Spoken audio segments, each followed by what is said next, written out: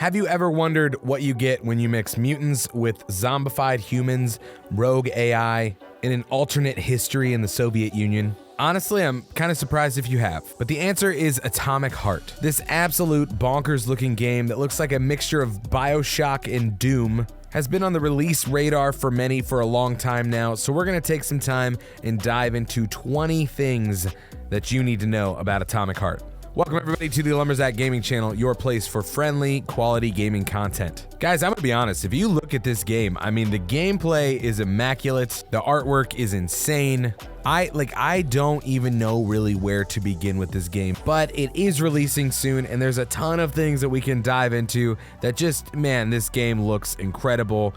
From the intimidating enemies to the gameplay to the gripping story, make sure to stick around to the end to hear about all the details. So let's not waste any more time and dive right on in. If you want to know the setting for Atomic Heart, imagine that you went back to 1950. And following the Second World War, there is a huge explosion in the advancement of technology, in the internet, in AI and robotics, and you are now in the Soviet Union. Well, then you would find yourself in Atomic Heart. And that's the setting, but you probably want to know what's actually going on in the story.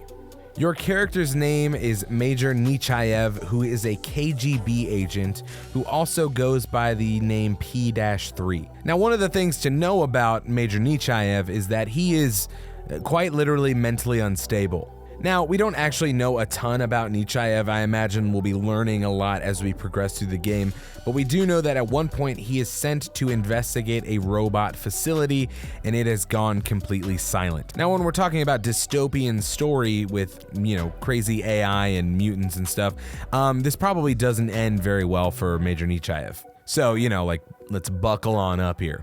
The game developers have said that it is inspired by many dystopian novels from the 30s through the 60s by the great masters of sci-fi. They've also said that this game is meant to really deeply dive into philosophical issues. There's a lot of drama, there's some twists, gets really twisty, and you're gonna be able to do some detective work as you're finding out what's going on in this alternate Soviet Union history. I know what you're asking next. You're saying, Zach, how difficult is this game? Well, there are confirmed to be 3 different difficulty settings. There is a story setting, so if you're, more of a casual gamer, I'd be kind of surprised because this does not seem like a casual style of game, but there is a story difficulty, so, it's a little bit easier. Then there's a medium difficulty and a hard difficulty. I'm one of those people where pretty much medium difficulty is always my go-to, and then I'll try to come back and go with hard difficulty if I feel like it, if I want the challenge. It is also confirmed that no matter which difficulty you choose, it is not going to affect the story pretty much in any way.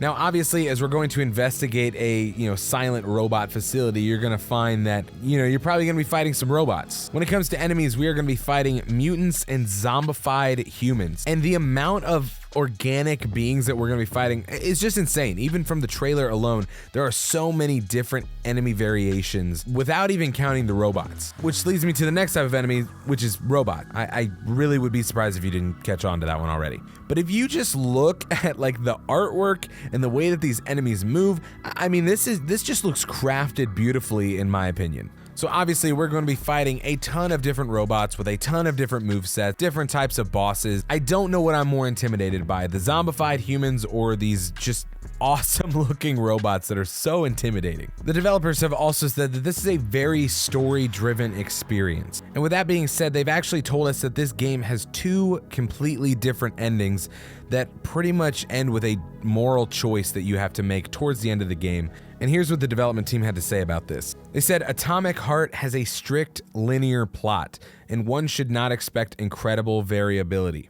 We've put an important moral choice in the hands of the player closer to the finale, because we want to nudge the community to argue and discuss about the themes that we have laid out in the story. We want you to draw your own conclusions and make your own decision, not being influenced by forces above. So they're telling us right away there's not a lot of narrative decisions that you're going to make throughout the game, but towards the end it seems like there will be a very drastic choice that you will have to make that is going to completely change the ending of the game that you get.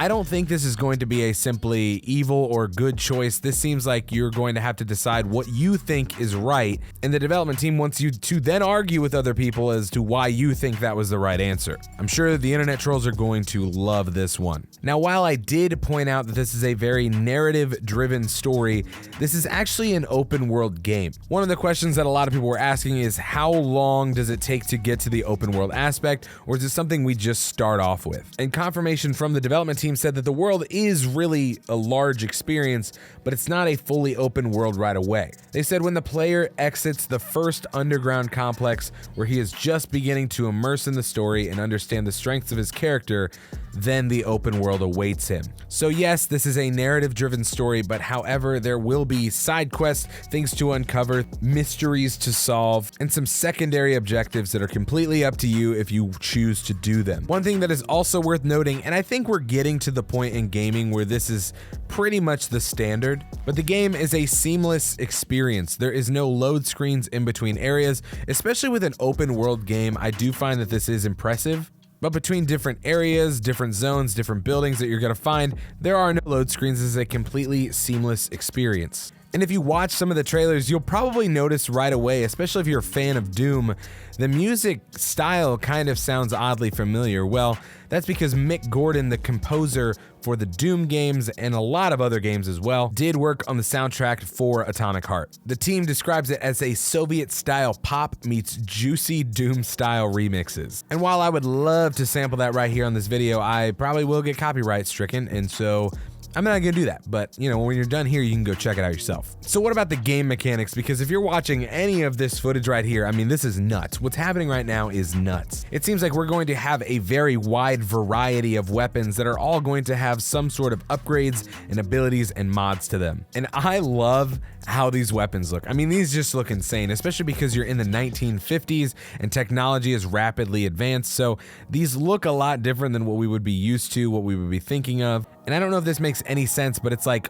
old-timey futuristic. But we definitely have a lot of upgrades and mods to look forward to in these weapons, so every play style, every person who's playing this should experience something different. Along with these weapons and weapon abilities and mods, you will have a power glove that's going to give you telekinetic abilities, but it doesn't end there, because it actually seems like you will have some elements at your hand, again, giving kind of that BioShock feel to it. It is confirmed that you will have electric and ice abilities at your disposal. And how you choose to use these is going to drastically affect the type of combat that you experience, and definitely your play style versus other people's play styles. There's also a really cool melee mechanic, because if you look at the footage here, there's definitely a lot of melee happening, and they've added special mechanics into this so that it's not just a stale experience, but it seems like there's a special mechanic that allows you to accumulate energy in close combat and using melee, and then you can later use that energy that you generate for shooting with special energy weapons. So all the time, with all the different enemy types that you're experiencing, you're always able to adapt to whether that's going to be short range or that's going to be long range, whether it's going to be melee, whether it's going to be shooting, whether it's going to be abilities. All of these different things are going to come together to give you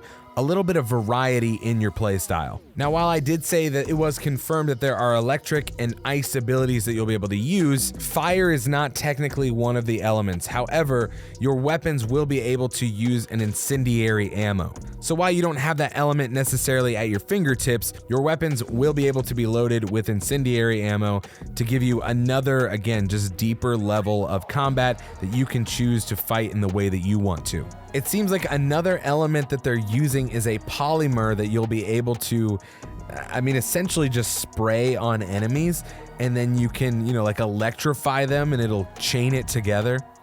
Seriously, if you look at the combat and all of these different things coming together, it's insane. And I know I'm not the only one who thinks this way, but as a person who BioShock was one of my all-time favorite series, this game feels very adjacent to it, and I love this combat style. Another one of the frequently asked questions was, is this game, are you able to play it in more of a stealth style? And the answer is a little bit. Atomic Heart has mechanics that will allow you to quietly get rid of, the organic and the mechanical enemies without attracting a lot of attention, but it's not like a full stealth mode. There are going to be enemies and robots and stuff that you're going to be able to hack so that they can't send out an alarm to alert more enemies. However, at some point you are actually going to have to, fight fight these things, shoot these things, melee these things. So while your playstyle can be different, it can be a little more cautious. A full stealth run is not going to be possible. And honestly, like as much as I love some stealth stuff, I wouldn't want to play a game like this on stealth. If you're like me, one of the big questions that I always want the answer to whenever I'm looking at a new game is how long is this game going to take me to beat? And mainly that's because I'm trying to figure out, am I going to get the bang for my buck with this? Apparently the development team has confirmed that this is going to take about 20 hours of gameplay to finish. However, they did not necessarily specify how much of that was going to be secondary objectives, if that was all just the primary story. But I'm happy to see it somewhere at least in the 20 range rather than the 10 to 15 range. It's also important to know that this game is coming out on PC, PlayStation 4, PlayStation 5, Xbox One, Xbox Series X and S. So this is not a next-gen only experience. This is going to be for next-gen and some old-gen, which I feel like can be a breath of fresh air because there are a lot of games coming out now, especially this year, that are going to be pretty much next-gen experiences. However, in good news for people who are playing on PC and Xbox, if you are a Game Pass member, this will be available on the Game Pass at launch. It's nice to see that they are still adding games onto Game Pass at launch and making that $15 a month for the Game Pass Ultimate really worth your money. It's also important to know that Atomic Heart does have planned DLC, at least 4 different experiences that are not multiplayer add-ons, but they are to expand the player experience with new territories, quests, puzzles, enemies, as well as some more character and world stories. And finally, for those of you guys who are just so freaking excited to play this game, you can expect to see it on February 21st right now. It is available for pre-order. Let me know in the comments which part of this game you are most looking forward to.